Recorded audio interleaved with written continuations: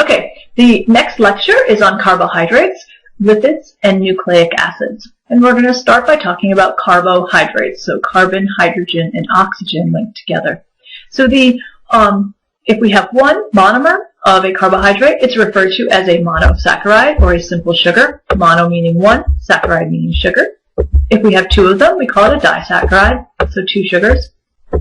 And then many, you can have hundreds and thousands of these monosaccharides linked together to form a polysaccharide, or many sugars. So the way that they get linked together is a glycosidic linkage. And we have two examples here. So here we have glucose. And so now glucose is a monomer. And monomers of the sugars have the ratio carbon, hydrogen, and oxygen, that makes it a carbohydrate, of one carbon to two hydrogens to one oxygen.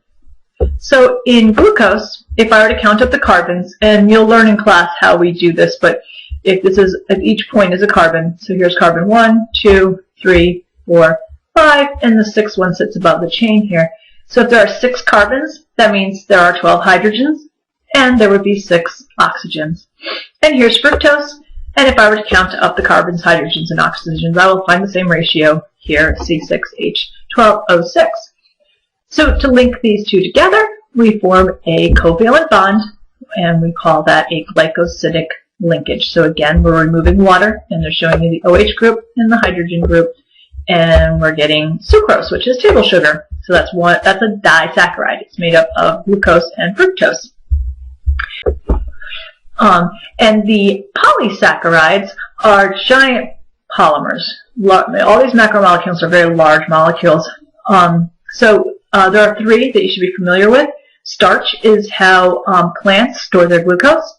Glycogen is how animals store their glucose.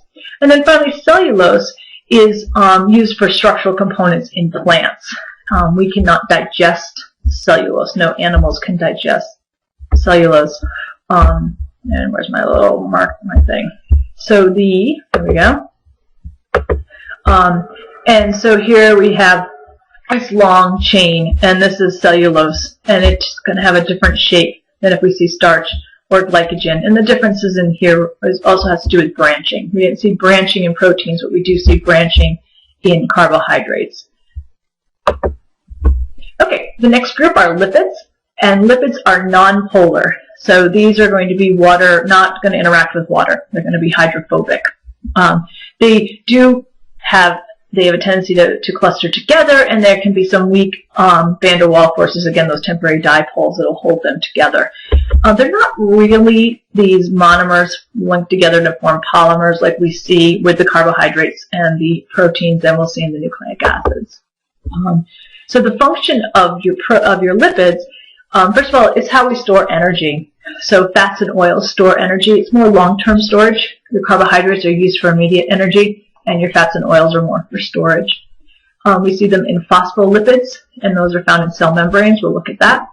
We also find them in molecules in plants that capture energy, like the carotenoids and the chlorophyll molecules. And we also see them as hormones, steroid molecules, and some vitamins. And just, by the way, a vitamin is a small molecule that's needed by your body, but you can't make it. So we actually have vitamin D on the screen here, and vitamin D, your body actually can manufacture. So technically speaking, it's really not a vitamin. Okay, in animals, fat can also serve as insulation. So we see animals that live in colder climates, or marine mammals with heavier amounts of fat to kind of insulate them. We also see lipid coatings around our nerves, and that is kind of like the plastic on electrical wiring in your house. It just insulates it, and we'll see that when we do the nervous system. It's also used to repel water. So we find oils and waxes. Waxes are the most highly impermeable to water, most highly nonpolar. And we find that in skin, hair, and feathers, and just to help to keep the water out. Okay, animals and plants sort of have different strategies in storing for long term their energy. And so we see a difference between these fats and oils.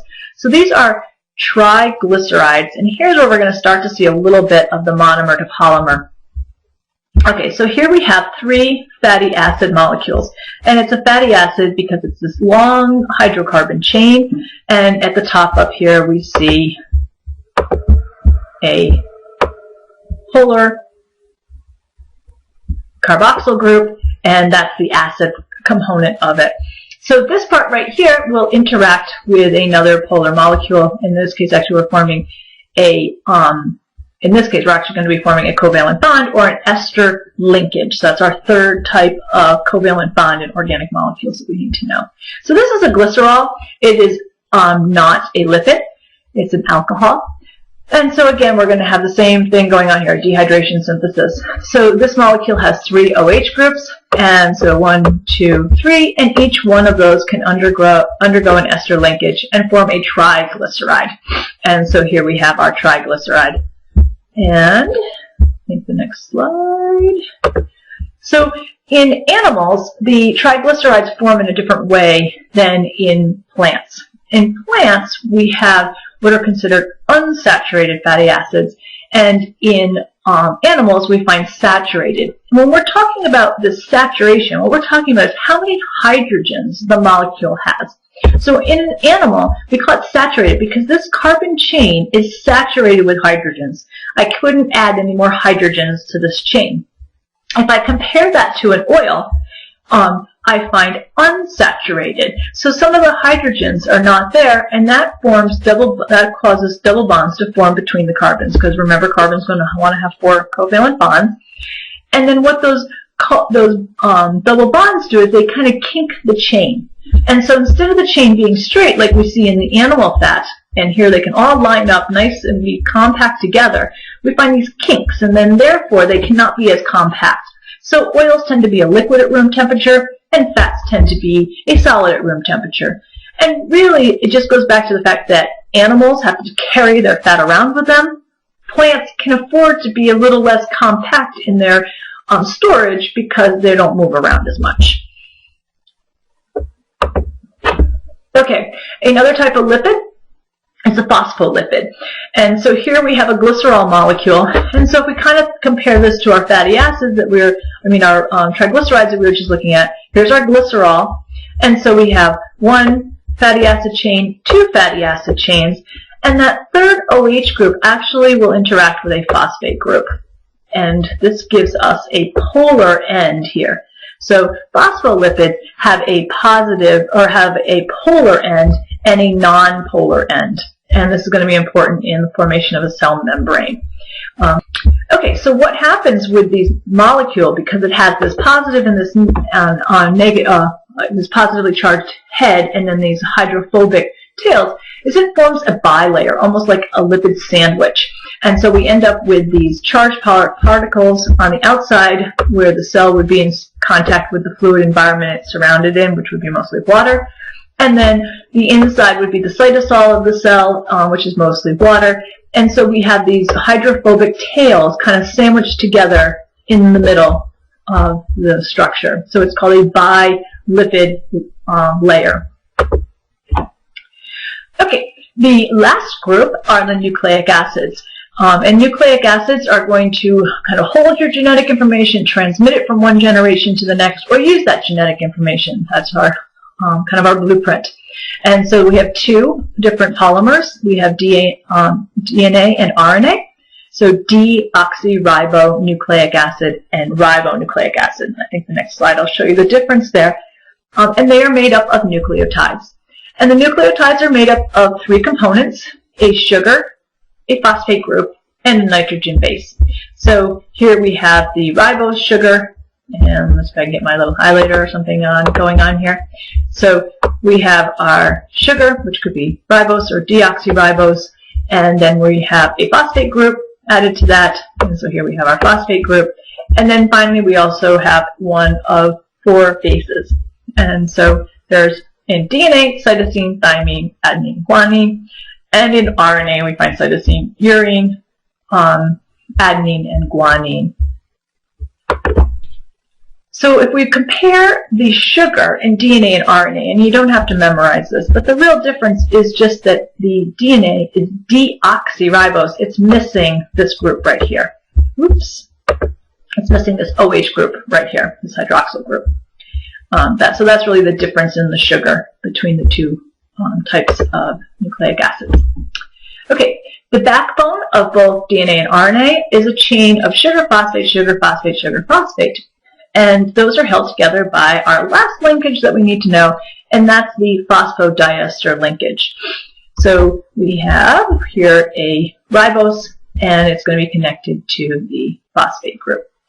And we just have this long sugar, phosphate, sugar, phosphate, sugar, phosphate, sugar, phosphate, and so on. In DNA, they have two strands, and the two strands are going to run anti-parallel. The slide talks about the 3' and the 5' end, and we will address that. It will not be in this unit. It will be in a subsequent unit. Okay, so the double-stranded nature of DNA, they're running in opposite directions, and the bases are A and T and C and G, and so the A's are always attracted to T's and C's are always attracted to G's. And if we look at the actual structure of these bases, what we find is that the C's and the T's, that's not what I wanted to do, the C's and the T's, come, give me a little thing. The C's and the T's are small single rings, and the A's and the G's, A and G, are these double rings. And so we'll have a single ring attracted to a double ring. And what that does is it gives uniformity to the shape of the molecule. And why am I stuck with that? And we will see that again in a later unit. But we refer to the single rings as pyrimidines, and we refer to the double rings as purines. And one of the ways to remember that is that purines are going to be, here's our purines, they're going to be attracted to our pyrimidines, and so you can think of as angels and God are pure. And so that'll help you remember the difference between the purines, or the different names between the purines and the pyrimidines. And then RNA is slightly different. It doesn't have thymine. It uses uracil instead. So it's just a replacement of the bases. And so then the DNA molecule, it forms two strands. We call it a double helix because it's helical in nature. And a DNA molecule is going to be the same except for those bases on the inside of the molecule, and that's going to determine what information that genetic code codes for. Okay, I think this is the last slide. No, one more slide. The DNA has two functions, and I kind of refer to this as the central dogma of biology. There was a question on an AP test a while ago that used that phrase, and kids didn't know what it was. So I want to make sure my students have heard the central dogma of biology. So DNA can replicate itself, and it can also be used to make RNA. And then that RNA is then further translated into proteins. So this is the central dogma of biology. We go from DNA, and DNA can be used to make more copies of that DNA, or it can be transcribed into RNA, and then that RNA can be translated into a polypeptide chain, which could be used to form a protein. We're going to spend a whole unit on that. All right, and then the last slide, just because we're going to be meeting these molecules, and so there are other types of nucleotides that are not part of nucleic acids, but have the same kind of structure, and they're important molecules, and we'll be seeing them quite a bit. So ATP, you probably remember from freshman biology, but that's really your energy currency for your body, and that's really an adenine molecule with a couple of extra phosphate groups. Instead of just one, it would have 3. And then GTP is guanine triphosphate. And that's an important molecule in protein synthesis, and we'll see that molecule. And there's one other, and we're going to spend more time on these, so don't worry about memorizing these. I just want to introduce them to you so you've heard of them.